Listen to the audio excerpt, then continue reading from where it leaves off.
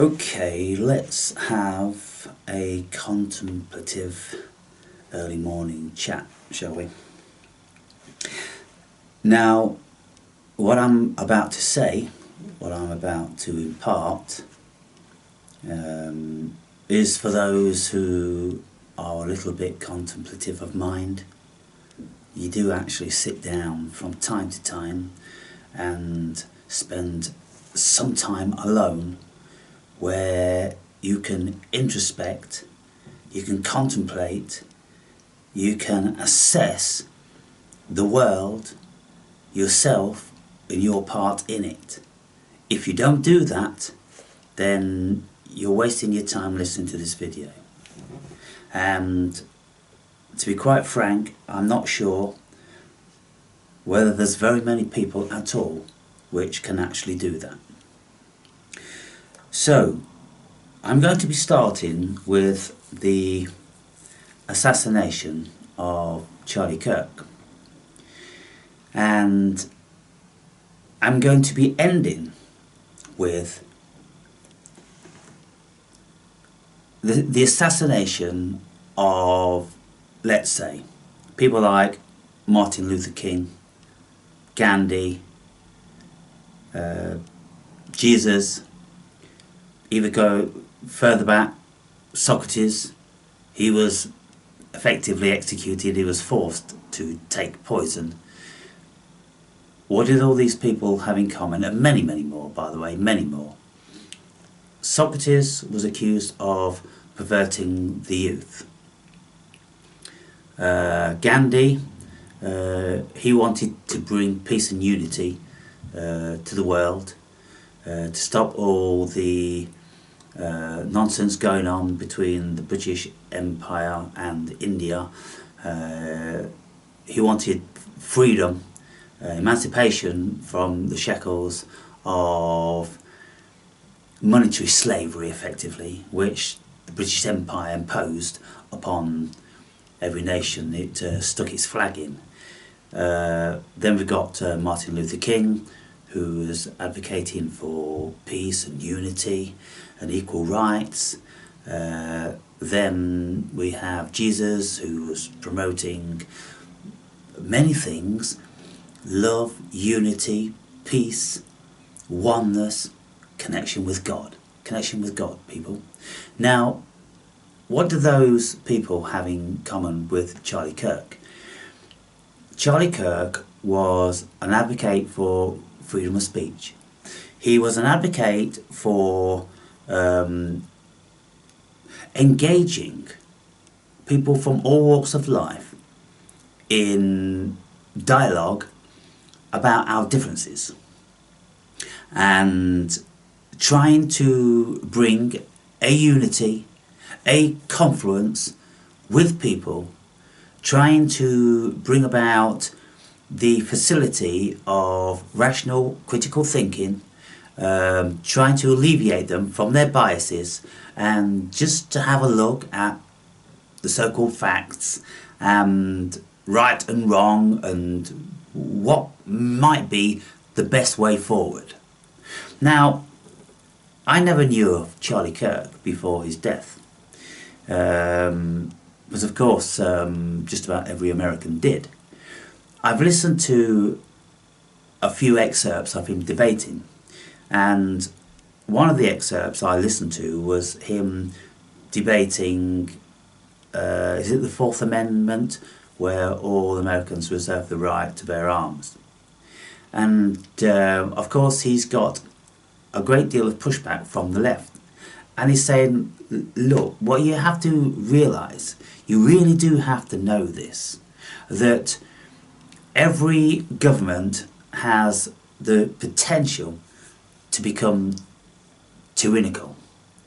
They have the potential to become fascist, oligarchical states that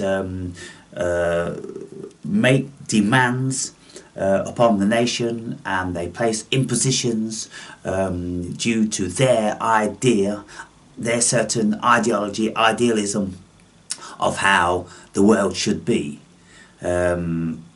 A non-democratic world. And so if you're going to avoid tyranny, then you need to have an ace up your sleeve. Every household needs to have an ace up its sleeve, because that way the government is always going to know that there is potential opposition, great opposition, if 330 million people, let's just say 100 million households, have sufficient arms to protect themselves and confront a tyrannical government. Now, for those of you that have an interest in politics at all, you will have some sort of level of awareness what's going on in Great Britain at this moment in time with our current government and the head of that government, Keir Starmer. Keir Starmer is acting very tyrannical. Now, he is effectively banning, our Second Amendment equivalent, our freedom of speech. What's the First Amendment? First Amendment, Second Amendment. I'm not too sure about that, people. It's not my thing, it's not my culture. But even Keir Starmer is always advocating that Great Britain has always been a staunch supporter of freedom of speech, and yet he is putting people in prison just for texting their opinions about certain things. And so that's a very, very sound indication of the onset of a tyrannical government. So here I'm reading this book, The Hermetica. Now, the Hermetica, briefly, is this. The Hermetica is a forgotten spiritual classic which has fascinated and inspired the greatest minds in Western history.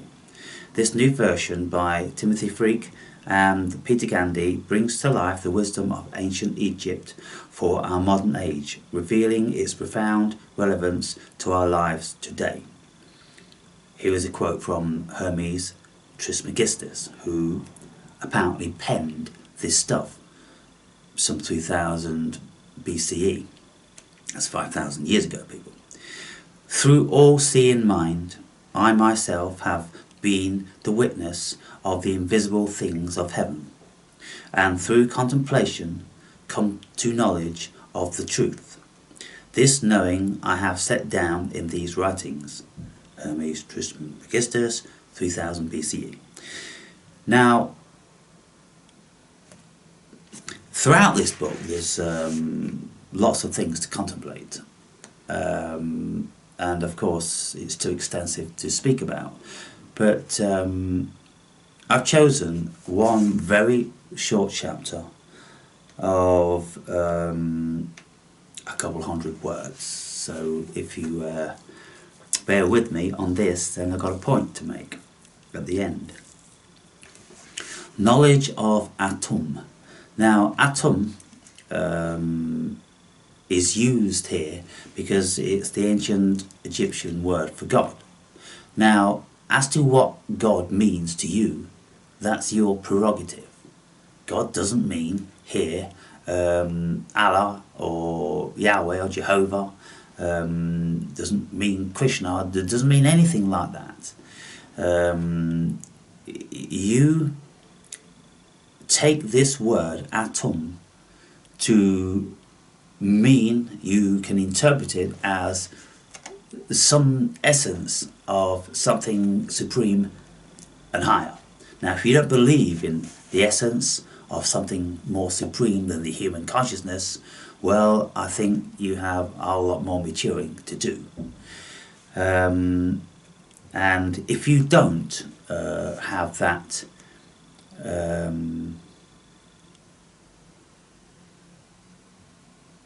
that knowledge,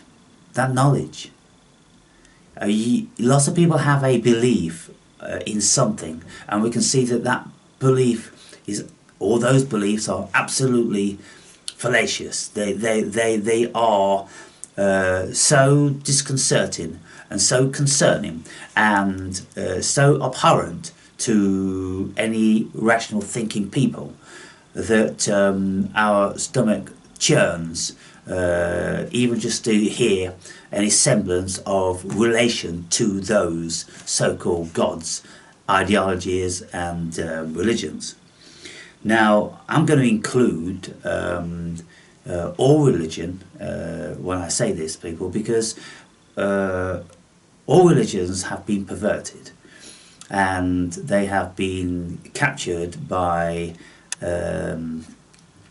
power, and power has perverted them and uses those religions to manipulate and govern and indoctrinate and pervert the minds of people. Now, what religions are doing, in my estimation, is what Socrates was accused of doing. And he wasn't actually perverting the minds of the youth. He was just offering information for them to choose from. Now, religion, of course, is completely bound by dogma. And there's only one way to look at these religions, and you have to look at these religions and you have to come under the yoke of the religion and the autonomous hierarchical system within them, and you have to believe. That's what you have to do with religion.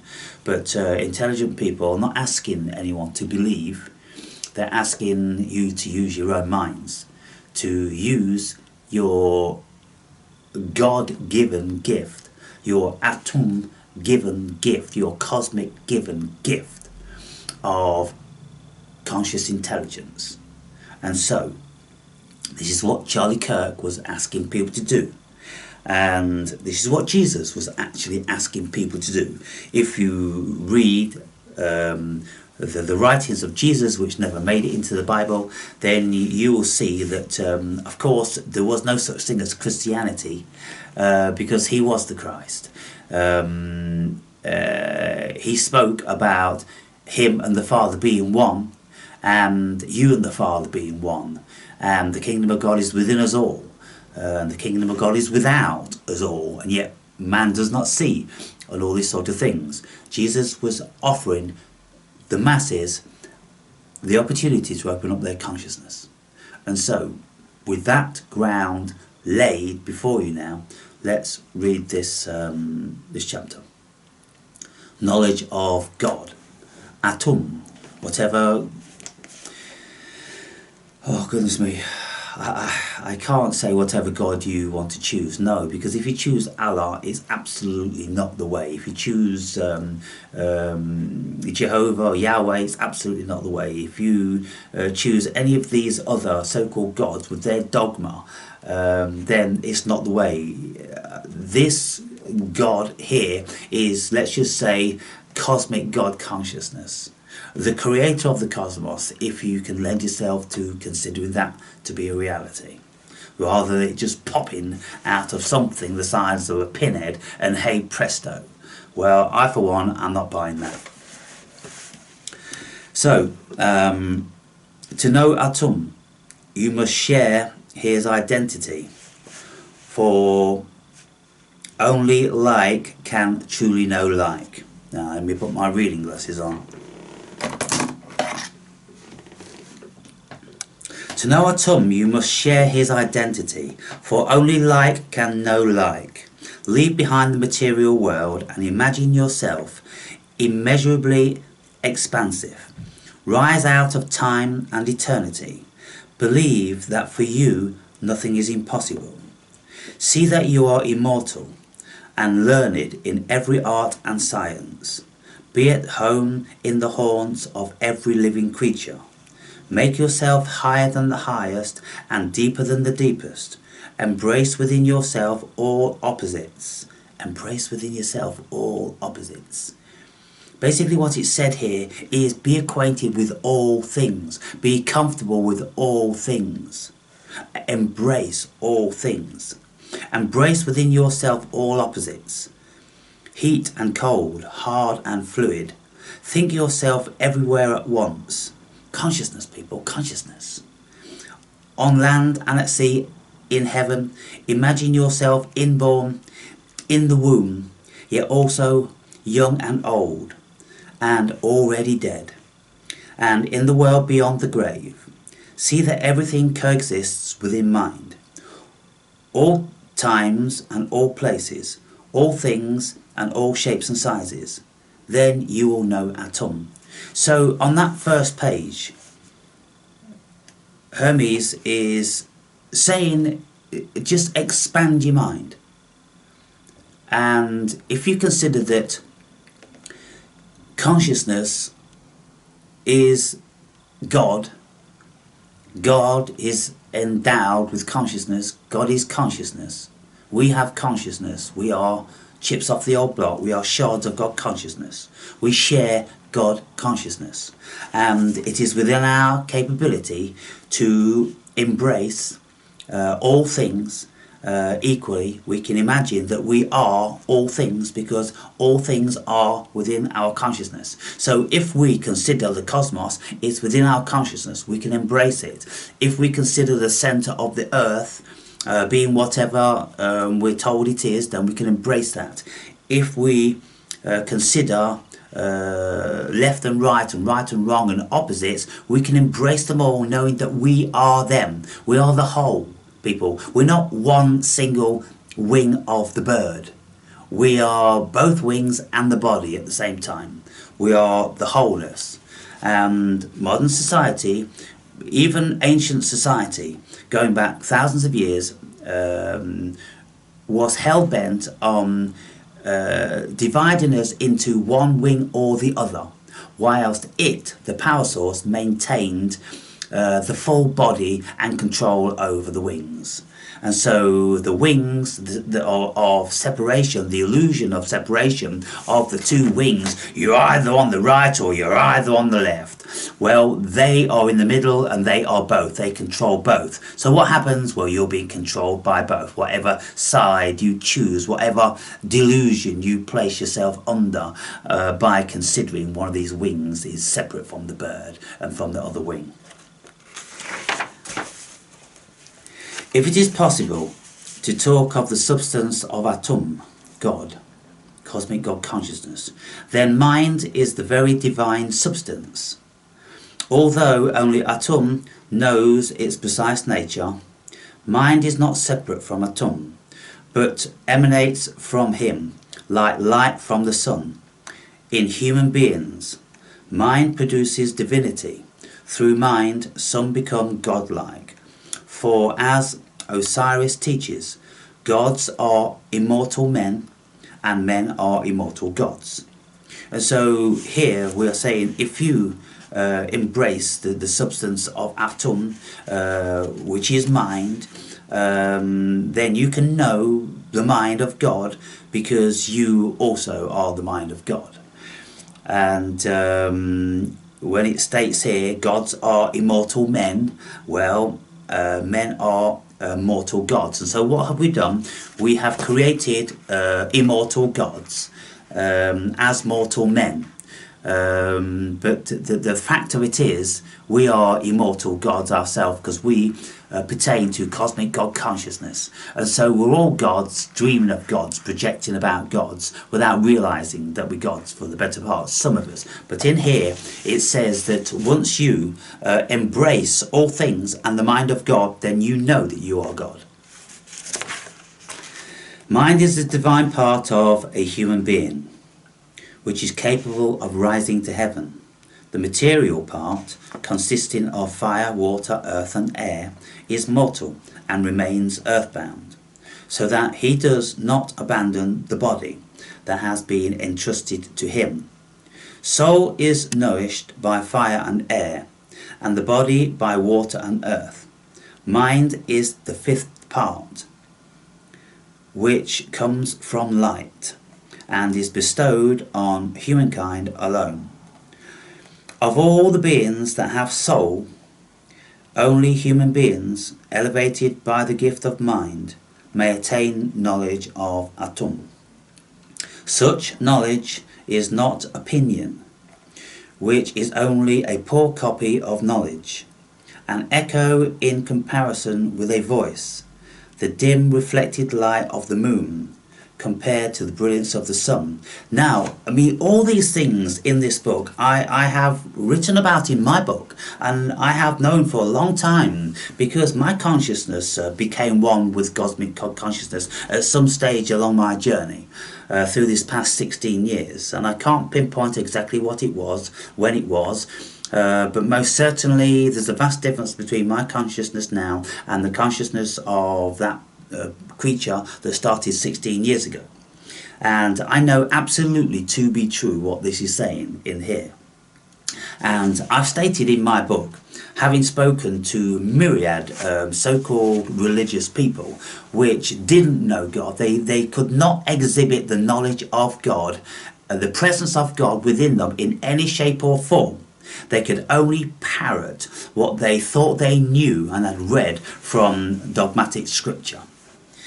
Now it says here, such knowledge is not opinion. Opinion isn't knowledge, which is only a poor copy of knowledge, an echo in comparison with a voice, the dim reflected light of the moon compared to the brilliance of the sun.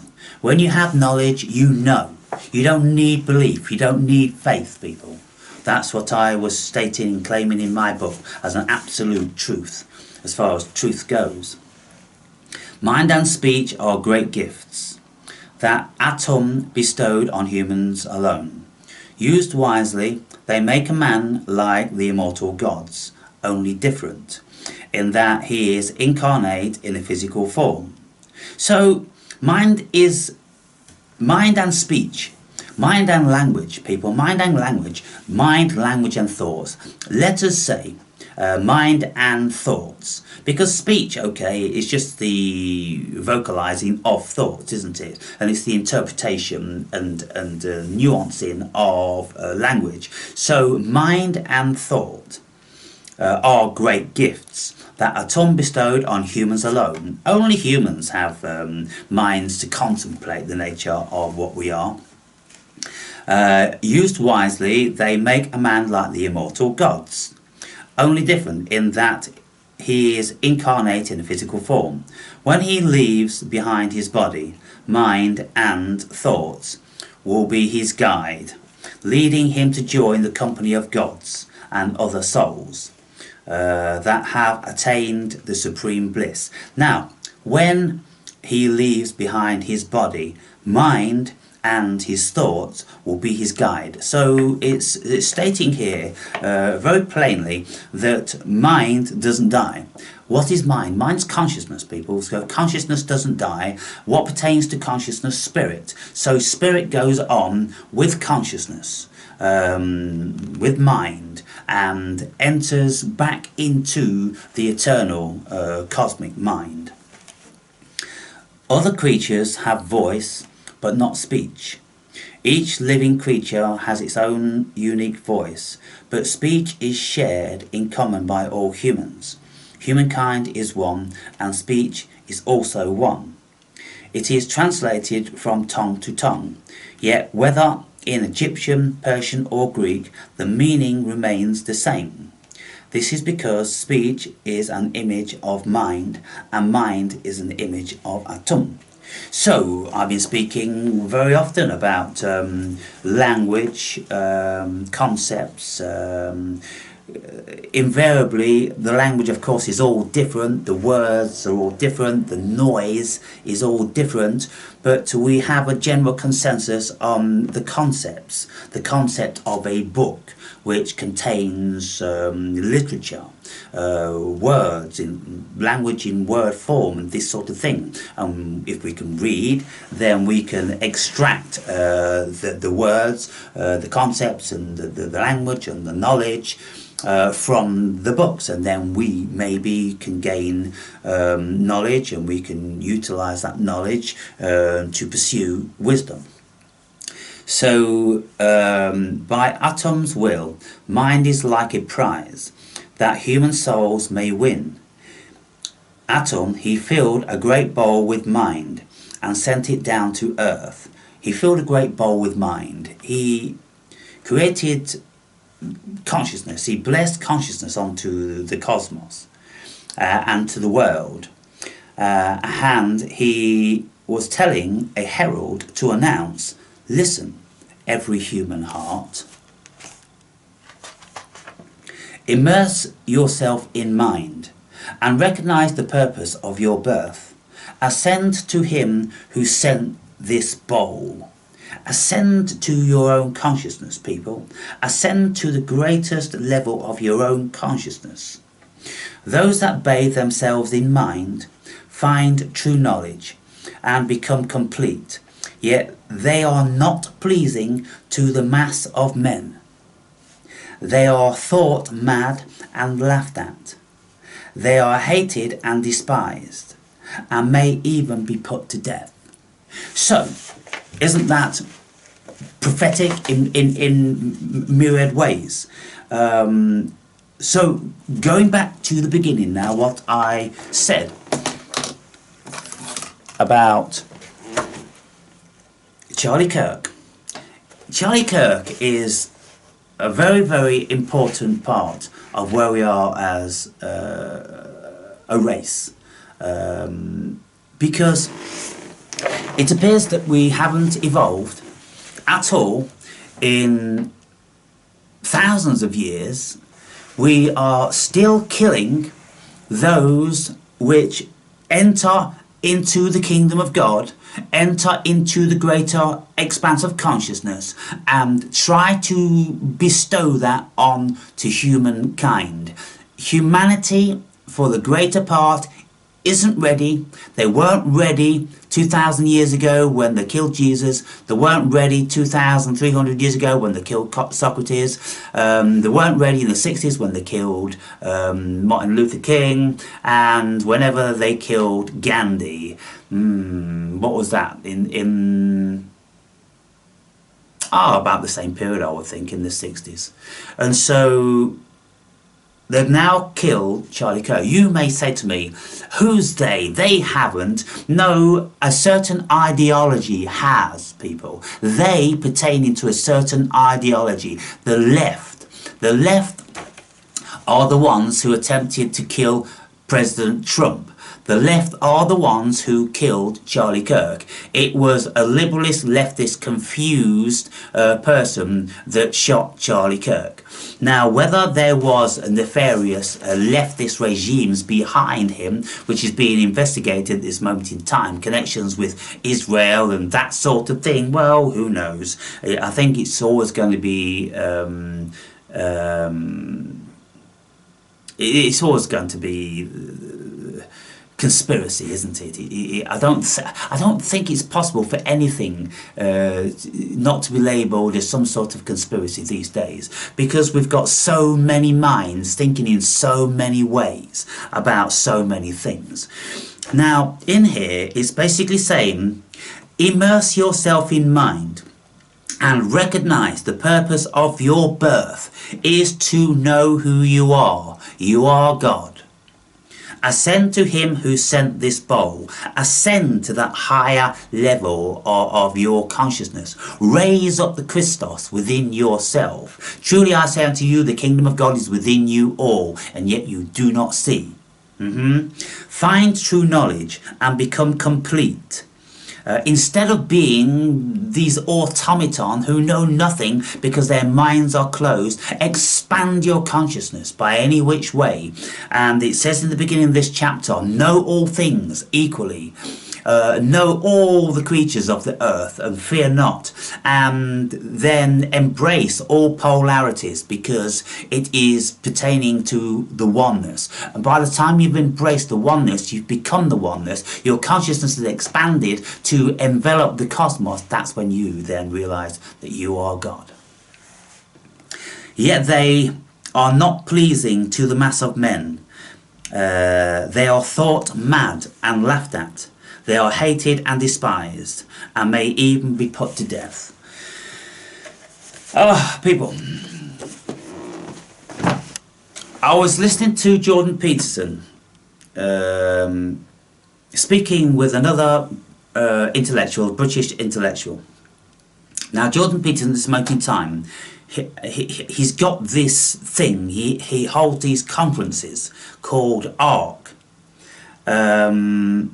And I forget what the acronym pertains to now, ARC.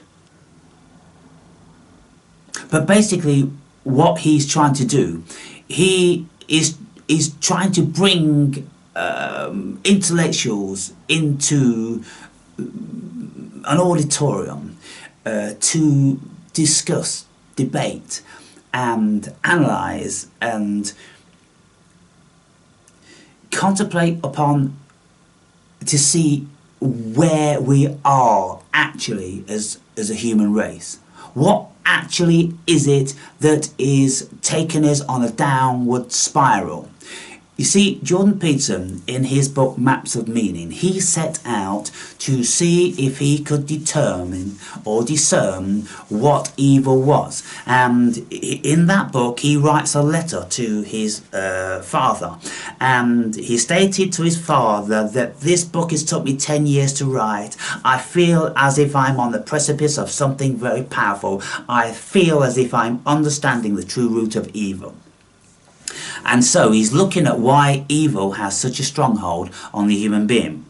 And he is wanting to discuss these things and to look at the minds of people, to look at societies, to look at ideologies, to look at the divide which is being implemented by certain powers. More and more people are really starting to get into this now. They absolutely know that we as a species are being torn in two by very, very nefarious, powerful energies. Now, lots of people will state that it's the you-know-whos.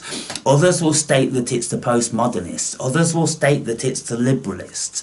Others will state that it's just an oligarchy with their own best interests. And so you've got people like Gates and Zuckerberg and Soros and all those variety of people, Bezos, that once they get in a position of power, they want to become God over the earth, and they've formed consortiums and they are doing this collectively.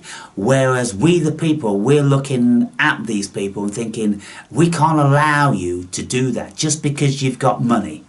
We can't. You're no more intelligent than, you know, the most intelligent of us, and so we cannot allow you to do what you're doing. Like when Zuckerberg banned the President of the United States from his social media platform. Well, that's competition, isn't it? That's serious competition. So we've got this competition all over the world, people. We've got these people with special interests.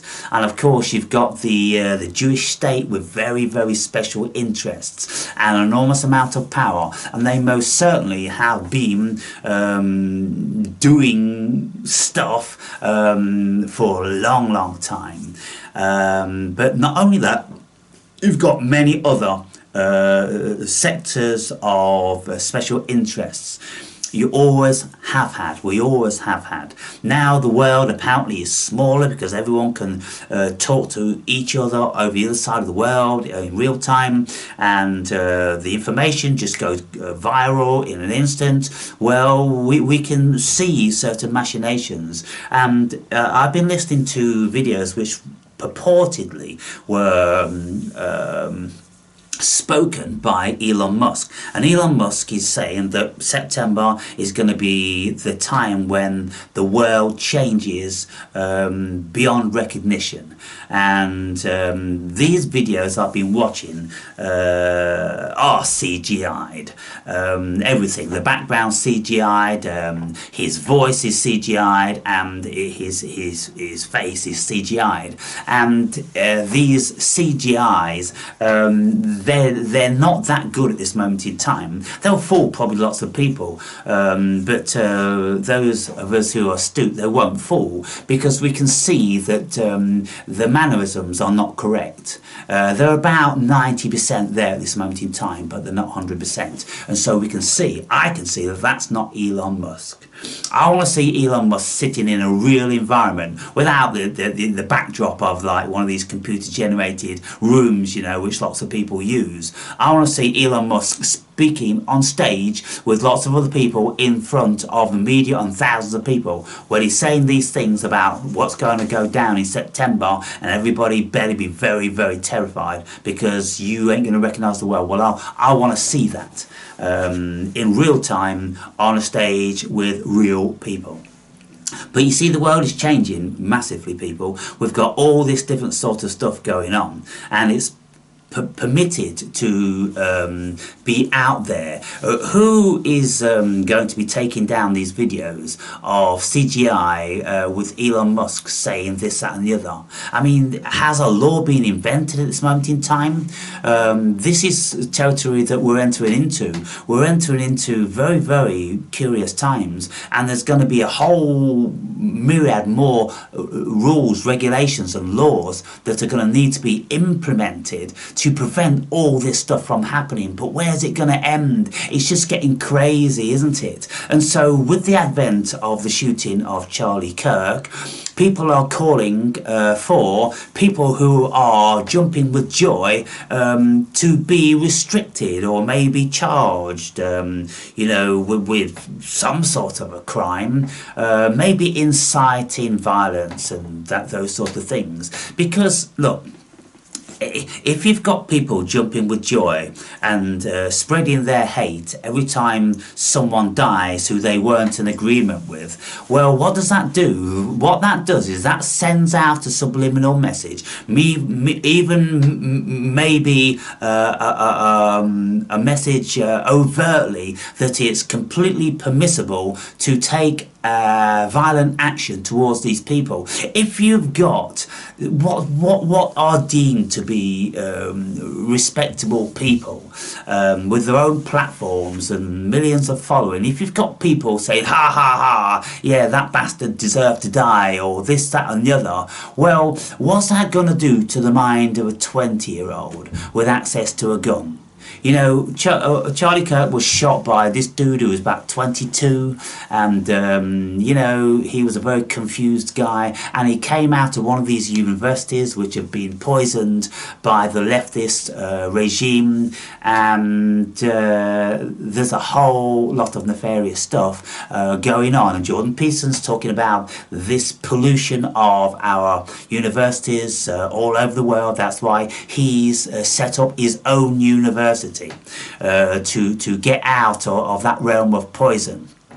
But the youth of today, the kids which are going into these indoctrination institutions, they are coming out very, very dangerous and befuddled citizenry, and the world is heading for a massive fall when we've got people with that level of hate, with that level of twisted perception on life, with that inability to be able to sit down and rationalise reasonably with another person's thoughts without wanting to fucking kill them, attack them, or just speak vehemently, aggressively in a position, opposition.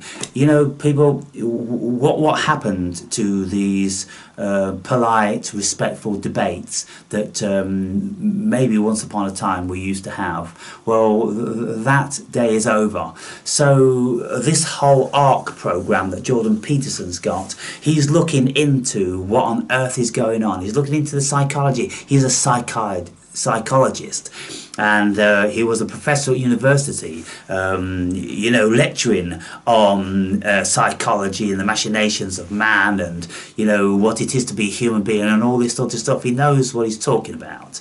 And he's a very profound thinker. And so he's the only person that I can see on the whole wide world who is doing this. Why isn't the whole world doing it? Why aren't countries trying to implement this? Why? Because the countries are all businesses. They're all businesses and they're all owned by oligarchs and hidden hands and mega rich consortiums which don't have humanity's best interest at heart. They just have their own continuation of their own power at heart. And so when you look at every country, you know, when you see people marching in the street talking about my country, our country, you know, you're bringing in all these illegals into our country. Well, I mean, they don't know what they're talking about. You know, you could feel a certain right to assume that because you're born on a piece of land, then that is your land. But the fact of it is, people, all land on this planet is owned by someone, and all nations are businesses and all businesses are owned.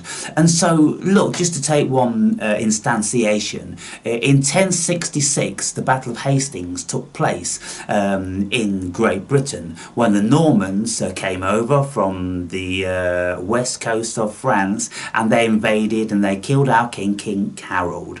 Well, from that point forward, 1066, every single inch of land was owned by William the Conqueror and given to his lords and his serfs, and every single cow, goat and fucking chicken was quantified and written down in a book, the Domesday Book or the Doomsday Book. And so that way taxation was implemented on the whole land, and the land belonged to them, to the lords, and it hasn't changed since. It's just been passed down. So anybody now walking around the streets with a flag or a placard in their hands talking about their land, their country, they never had a country. They weren't born into what they considered to be their country. You never had possession of your country. That's all been an illusion. It's always been owned.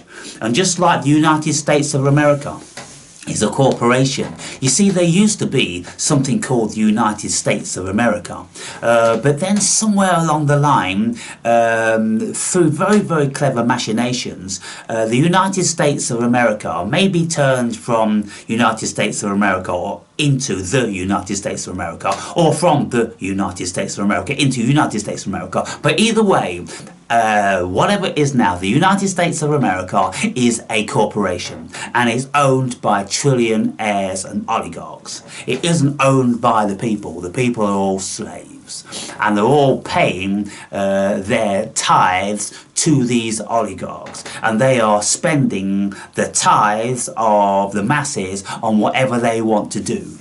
And one of the things is, I mean, America's supposed to be $36 trillion in debt at this moment in time to China.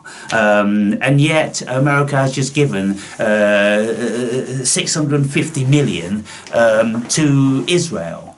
Why and how? Who's done that? Well, special interest people have done that, haven't they? The people that own America and own all the slaves have done with the money what they wanted to, because it's their money at the end of the day. It isn't the people's money.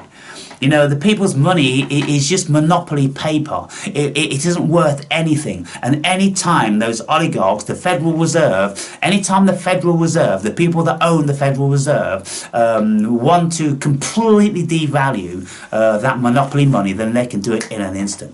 And of course, they're doing it all the time.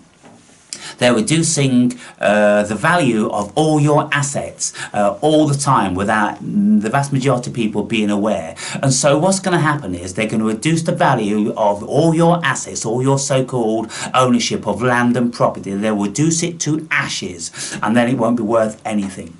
And whatever building you consider is your property, well, it won't be worth anything, and it'll be discerned by people eventually that even the land that your house is on is owned by them. Now, do you know that there are laws which the government can implement because they will state to you whenever they want to, let's just say in a time of war or whatever any other circumstance comes about, They can commandeer your property. They can take ownership of your property, doesn't matter where it is on the world, they can do it. And they can use your land, what you think is your land. You may have title deeds, say you own this house, but somewhere in the small print you won't be owning the land, because the land ultimately belongs to the crown or the oligarchs, whichever country it pertains to. So it's all an illusion of ownership, people. You don't own anything.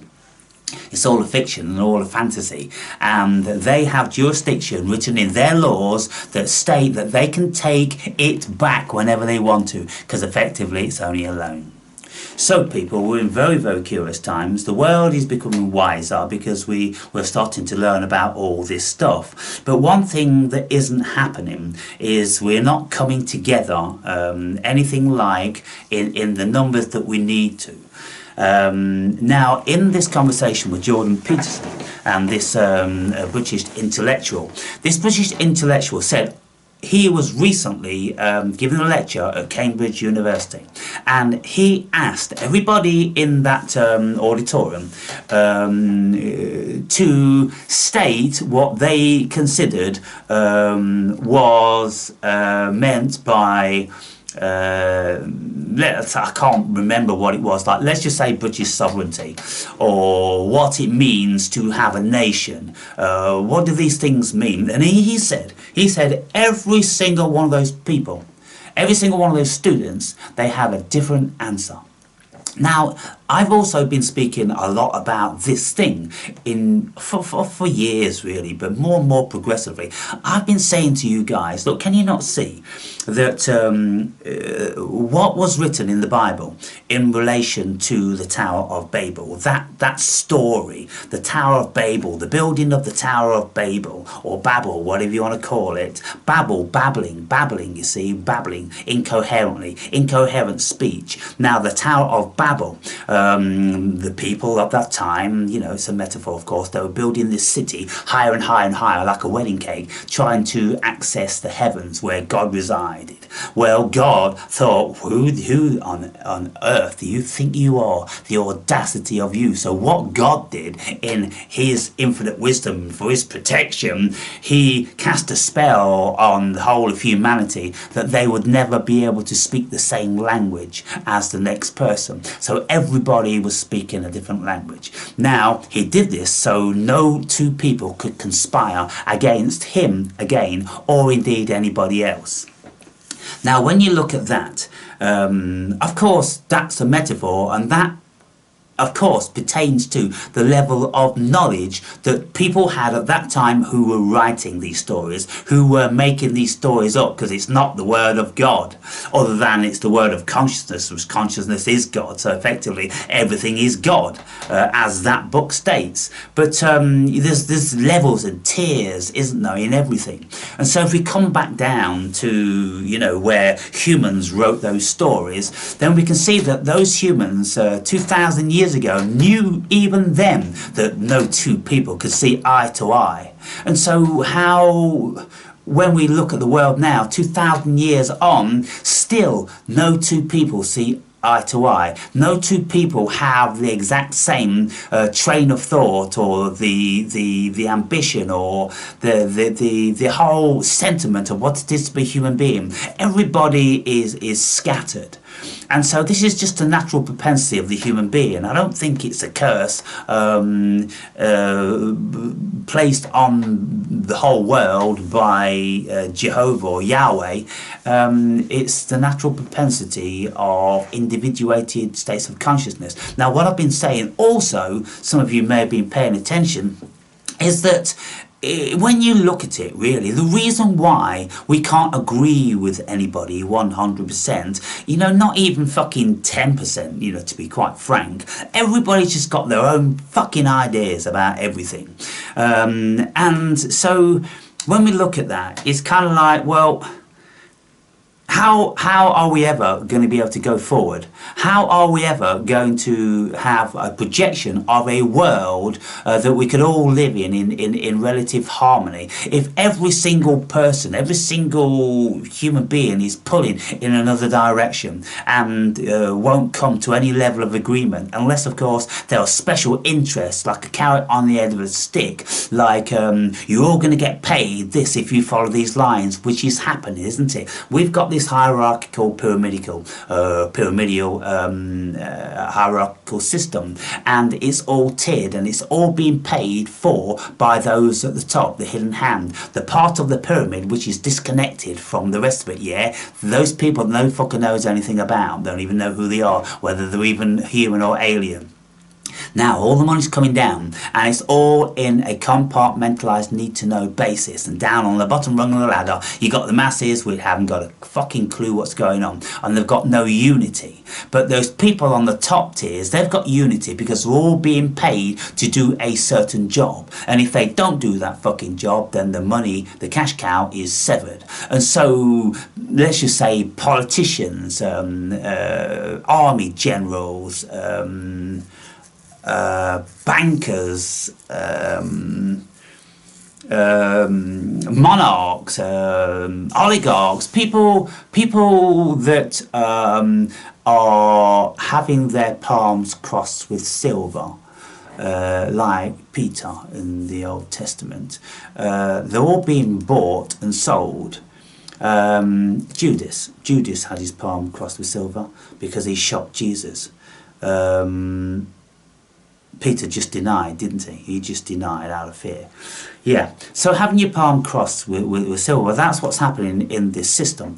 And so as long as that's in place, then there will be some sort of a unity to desired ends, and this unity is being passed down from, you know, the nation owners, you know, like the royal family or the consortium of trillionaires which own America.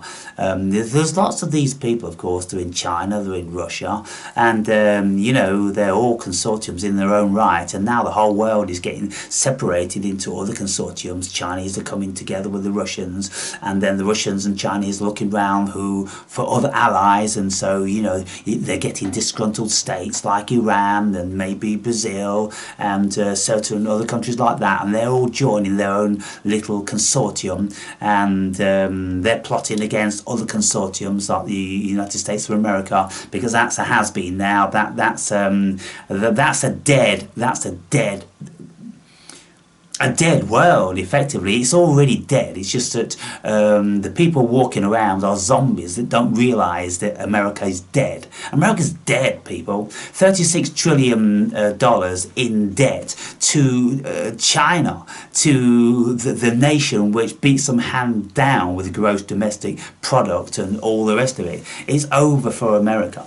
And but America's still in the death throes of fighting for its life, or the illusion of it, because the people and the powers that be know it's already dead. And so all they've done is, for instance, where's all the gold? Where's all the gold? The gold disappeared a long, long time ago.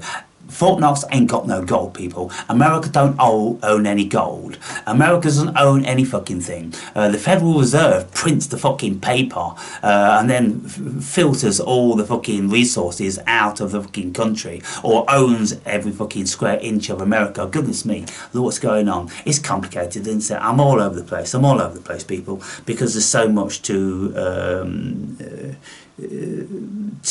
know, and this is what this says in here. You have to know all this stuff. You have to know equally what's going on with everything. And when you do know that, well, you know, you have a higher state of consciousness than the vast majority of people on the planet, because you can see from a greater picture what's going on.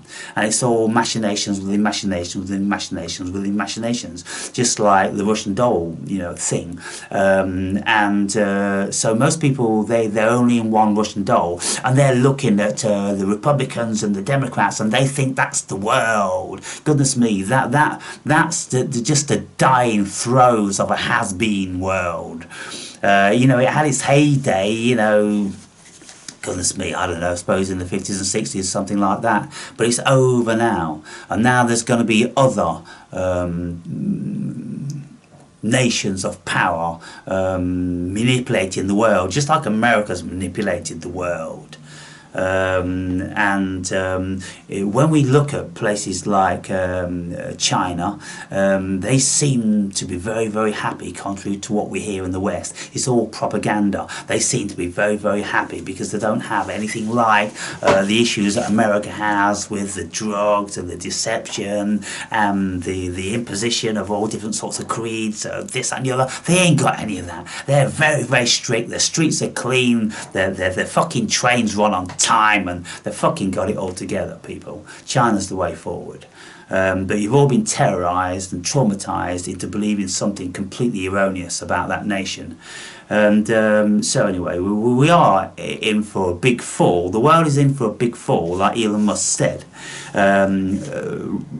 Jordan Peterson is trying to work out what the fuck is going on. Can we prevent this? It looks like there's a massive tsunami coming, but can we fucking start building a few fucking walls to prevent the tsunami that obliterating the whole of the human society? No, because there's only too few people that are interested in doing that, because all the people with the money and the power, they're not interested in doing that. They're not interested in saving the human being. They don't give a fuck about the tsunami. They are the tsunami. And by the time they've washed away 90% of the populace, well, the world is much more easily to manage, and there's much less of their precious resources which they own, which are going to be gobbled up by the useless fucking eaters. So you can see that the powers that be are bringing this about, and it doesn't look like it's going to be prevented by anyone, because everyone is speaking a different tongue. This is a lot of information, isn't it? And so, but what I say, you know, I look at the world and I put the pieces together. You may all think I'm wrong. You may all think that I'm just, you know, fucking talking a load of bollocks, and you've all got your way of seeing it and your way is right and this, that and the other. Well, all I do is I read stuff like this, which is ancient wisdom, and whether this ancient wisdom is anything like what the original was, it fits well with what I know about the world. I don't have to believe this. Like reading the Bible, I don't have to believe the Bible. I'm told it's the word of God, but unless that fucking stuff in that Bible means anything remotely fucking true to me, then I'm throwing it all out. I'm not interested in it. But me as an intelligent human being with an expansive state of consciousness, I can look at things and I can go, that, this, that, that. They all come together, and this is the reality. Well, you can see it's a reality because look what's happening. In this, written 3000 BCE, 5,000 years old, this sort of stuff, it's telling you that you are God. If only you fucking realised it. If only you just started to expand your consciousness and just embrace everything in the world instead of being left or being right, because that closes your whole fucking mind down. It closes your world down. It narrows it down to a narrow, myopic fucking parameter of consciousness. You've got to get outside of the left and the right and the fucking Republicans and the Democrats and all that shit. You've got to come way, way, way, way out. You've got to come out into cosmic God consciousness, people. When you're out in cosmic God consciousness, you can look at the shitfest and you can see it for what it is. And like I'm always saying, I don't care about anything because it's all in the mind of God. And it's only the silly myopic human ego that is going to be projecting their pain, their suffering, their fears and their hopes onto this fucking collage of fucking chaos. It's just a collage of chaos, people, because we're not unified. Are we ever going to be unified? Only when we become more conscious. And that's the thing, isn't it? We have to become more conscious. It's consciousness which is key. It's consciousness which is king. It's consciousness which is the only thing here. Everything else is Maya and illusion and deception. So once we get our heads around this, once we stop fighting with the left and the fucking right, and we start expanding our consciousness, that's then, if ever, we're going to have peace on this earth. Do any of you have anything to say about that? You are fucking unbelievable. You really are. Because in all of my videos, who the fuck has anything to say? Who the fuck has anything to say? It's crazy, isn't it? Because you all speak in your own language. You've got your little perspective of life, and we're all like having torches. Well, you are. Maybe some of you aren't. But it's kind of like if you're in the blackest of nights, and you've got one of these tiny little torches with like a laser, let's say, which shines a pinprick. Well, you can see only at the end of that pinprick. That's all your consciousness can see. Until you fucking turn the fucking light on and expand the light in 360 degrees in every single direction. When you can do that, then you won't be wrapped up in all this bullshit. You won't live in fear. You won't be filled with fucking hate and resentment for what other people have and what you don't have, and all the rest of it. No, you'll just realise that you are cosmic God consciousness, and everything is a projection of your consciousness, because you have your own world, which is your own individuated state of consciousness, which nobody on the planet has shared or does share or is ever going to share. That's why you've got your own world, and you have followed a certain trajectory in your world, and you've built up a certain knowledge of your world. And most people are trying to project your world, their world, onto every fucker else, when every fucker else has got their own world. They've all travelled their own fucking paths. If we go out of fucking space, let's say 50 miles above Earth, and we look down at each individual's trajectory around the world. Me, I've been all around the fucking world. If we could have a line like a fucking paintbrush on the fucking ocean or on the world, following where I've been all around the fucking world like this, and then compare it to you. You know, some of you have not even been out your own state or, you know, your own country, and your tiny little myopic world has been there. How can your world be anything like my world? How can your perception be anything like my perception? It can't, can it? And that's why, you know, we just don't see, you know, eye to eye, because we all live in our own worlds, people. And because we all live in our own worlds, because we're all highly concentrated in the silly fiction of the ego, then this is why humanity is doomed. Humanity won't be doomed when we raise up out of our egoic consciousness into the higher state of consciousness, and we start to live from there. We start to live from Christ consciousness. That's then when the world will start to change.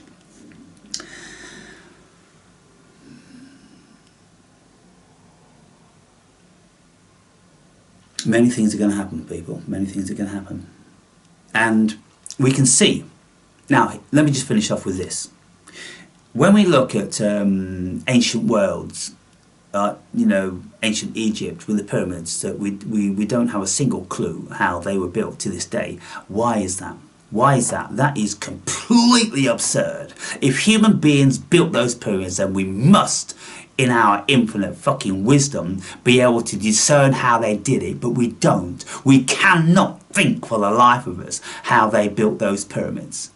And so my conclusion is that humans didn't build those pyramids. It was a much higher advanced nation, like star beings, and they came to this earth and they imparted information. They gave us information, and they showed us how to do a few fucking things, and then they fucked off.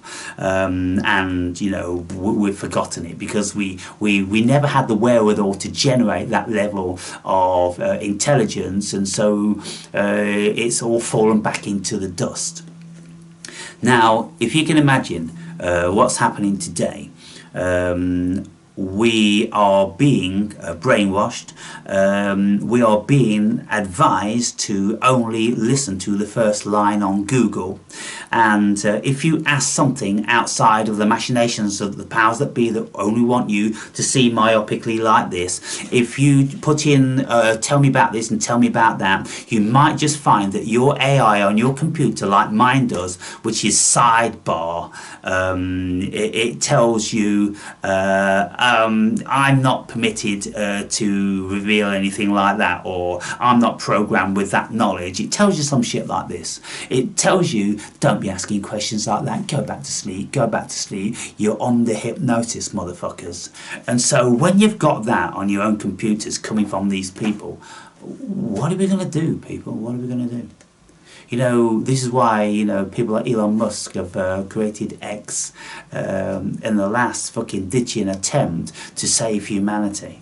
But, you know, it's only going to take one fucking wayward bullet and it's all over, isn't it? X is all over. And as far as I can see, all these things are going to come to pass. And so that's probably one of Elon Musk's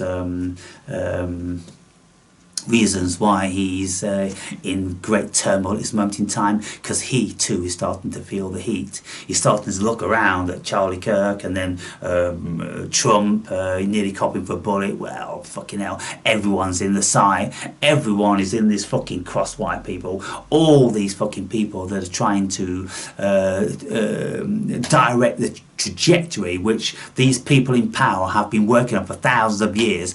Anyone that's coming to try to change that is going to be in the crosswire, just like Jesus, just like Gandhi, just like Martin Luther King, and just like Charlie Kirk, on an equally powerful level. In actual fact, you can look at Charlie Kirk and you can say he had vastly more power than Jesus or Gandhi or any of those, because he can reach millions in an instant. And so he was far too powerful. So they prevented that from going any further. And, you know, again, I'll say again, when we say they, we have to look at energies, people. It's just an energy. It's just idealism. They, what really is they? Because even if you look at the